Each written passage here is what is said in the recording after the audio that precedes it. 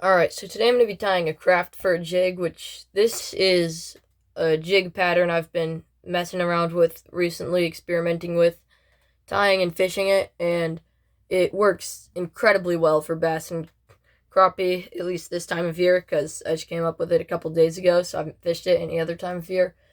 But I fished it just 2 days ago and caught 5 bass and 2 or 3 crappie on it in just like 1 or 2 hours, and it seems to really work well. The craft fur has sort of it doesn't expand like marabou does when it's moved really slowly.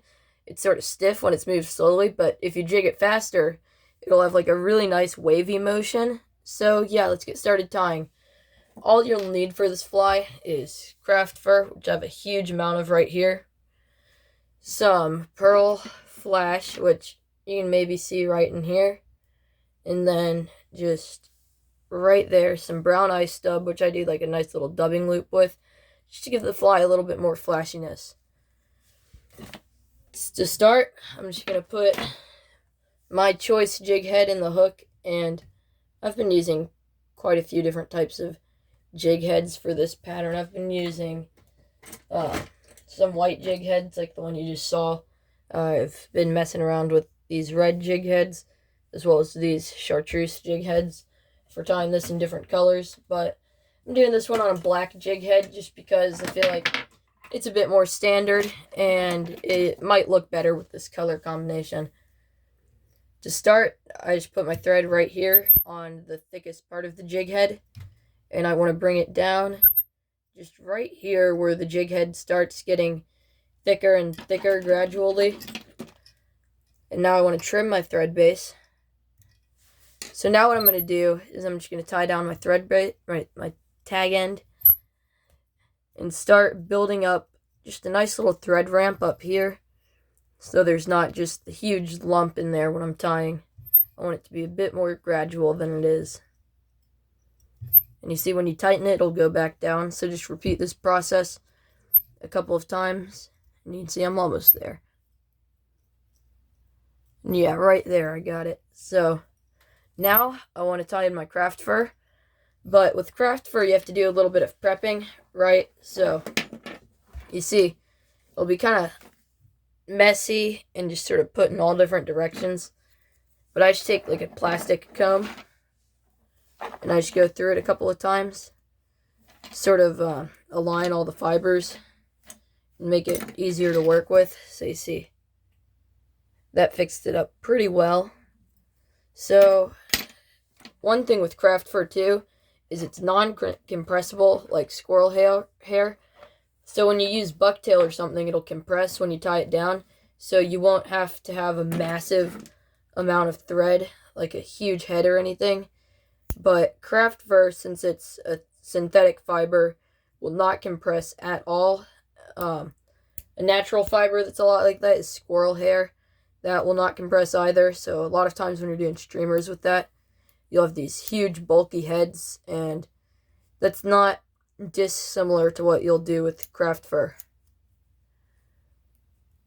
Craft fur also will dull your scissors really badly over time, so try and use a pair of scissors that you don't care as much about when you're trimming this stuff. Once I have my clump trimmed, I just want to sort of trim away the butt ends and make them nice and squared, just to make it easier to handle. You don't really have to do that. You could get away with not doing it, but I just find that it makes it a bit easier to handle. And then I want to get sort of all that under fur out of there, which there's a surprising amount of in craft fur. You could probably use that some sort of synthetic dubbing too. Now I want to lay this clump down on top of the hook, and I'm going to do 2 clumps, one on top and one on the bottom of the hook. And I just want to take just a bunch of nice and tight wraps, and it's really important that you secure this stuff super tightly because, as I mentioned, it's not compressible, so it's really slippery when you're tying it in. And I just sort of want to slowly get all of that out of the way.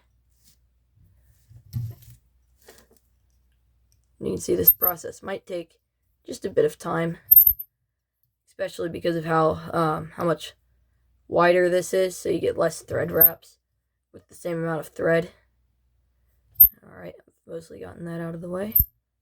Now I want to get just this area. And that'll work for now. So now I'm going to loosen up my rotary vise. Just bring it over here so you can see the bottom. And now we want to work the second clump. So now I'm going to take just another pinch of craft fur and do the exact same thing as I did back there, with the tying in, taking out the under fur, and then sort of putting all of the, sort of getting all the tag out of the way. So I just want to keep trimming away at it. Now I'm going to take out the under fur.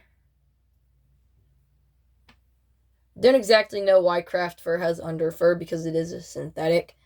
So I think it's more just shorter fibers. Not really an under fur. It's just easier to refer to it under one term. So now I'm just going to take a couple of nice loose wraps. And then take a ton of tight wraps right there.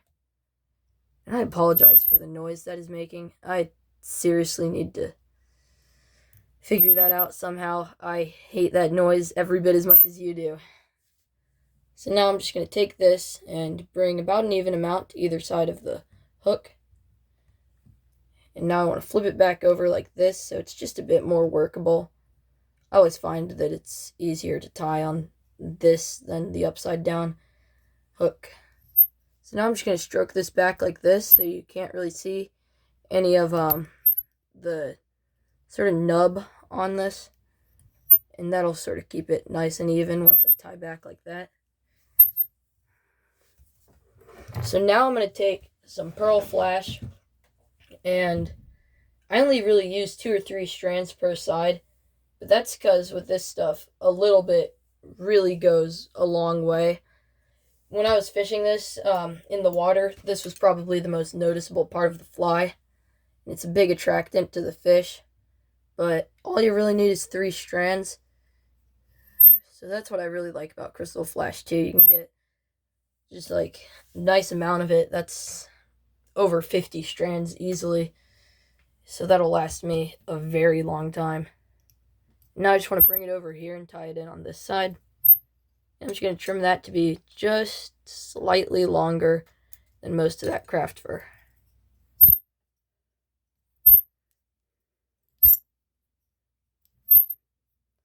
Now from here, I'm going to form just a nice little dubbing loop. And I'm just going to use my fingers for this one, since I can't find my my dubbing loop spinner right now. And I just want to take this brown ice dub. I just want to get some nice bits of it inserted in right there.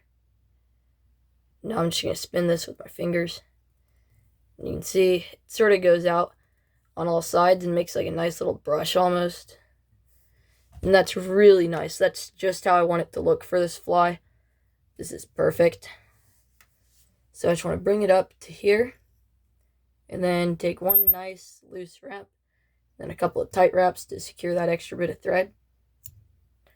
Then I want to trim that. And now I'm going to stroke back all of these ice dub fibers after maybe hitting them with a toothbrush. It's like a comb, but for much finer fibers than craft fur and stuff.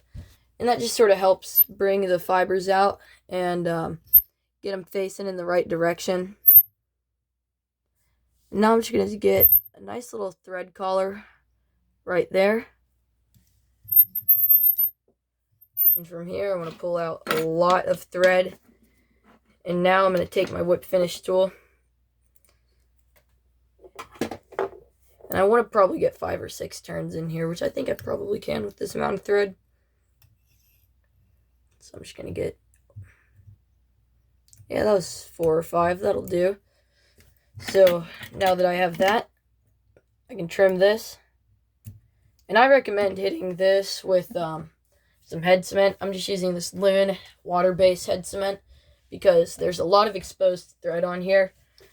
And while you're going to be using this primarily for bass and crappie, they do have like sandpapery-like teeth. And they do have sort of teeth in the back. I just sort of spread this with my finger. You can spread it however you want with a bodkin or nice little nail polish brush or something. But bass and crappie have like almost sandpapery like teeth in the front, and that'll wear down and fray at it over time.